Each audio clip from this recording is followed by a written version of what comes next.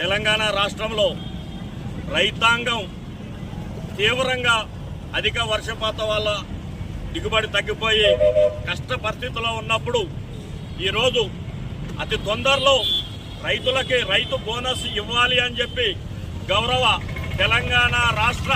వ్యవసాయ సలహాదారు పోచారం శ్రీనివాసరెడ్డి గారు, తెలంగాణ ఆగ్రో చైర్మన్ కాసుల బాలరాజు గారు, మాజీ డిసిసిబి అధ్యక్షుడు పోచారం భాస్కర్ రెడ్డి గారు ఒక నెల కిందటే గౌరవ ముఖ్యమంత్రి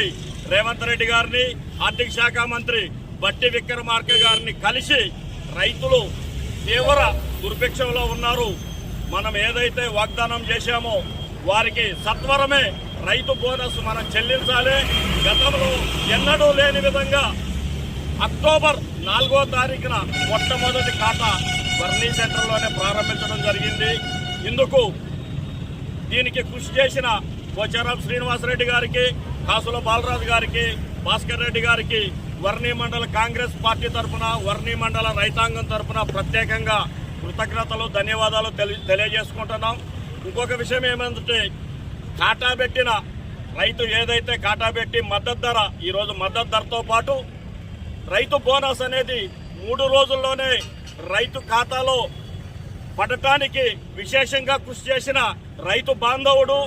రైతుల కష్ట నష్టాలు తెలిసి రైతు కుటుంబంలో పుట్టిన గౌరవ మన నాయకుడు పోచారం శ్రీనివాసరెడ్డి గారు ఉండటం వల్ల ఈరోజు తెలంగాణ రైతాంగానికి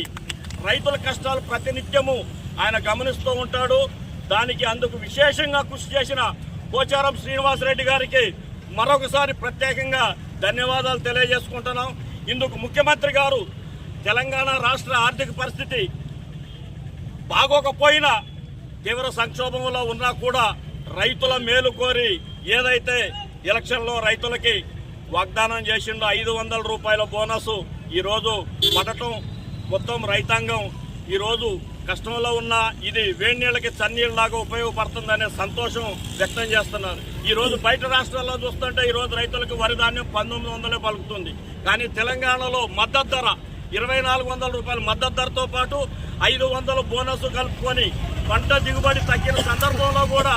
రైతుల మొహంలో చిరునవ్వు చూడాలనే సంకల్పంతో కాంగ్రెస్ ప్రభుత్వం రేవంత్ రెడ్డి గారి నాయకత్వంలో గౌరవ బాన్స్వాడ ఎమ్మెల్యే తెలంగాణ రైతు సలహాదారు పోచారం శ్రీనివాసరెడ్డి గారి నాయకత్వంలో పట్టం మా అందరికీ శుభదినం అని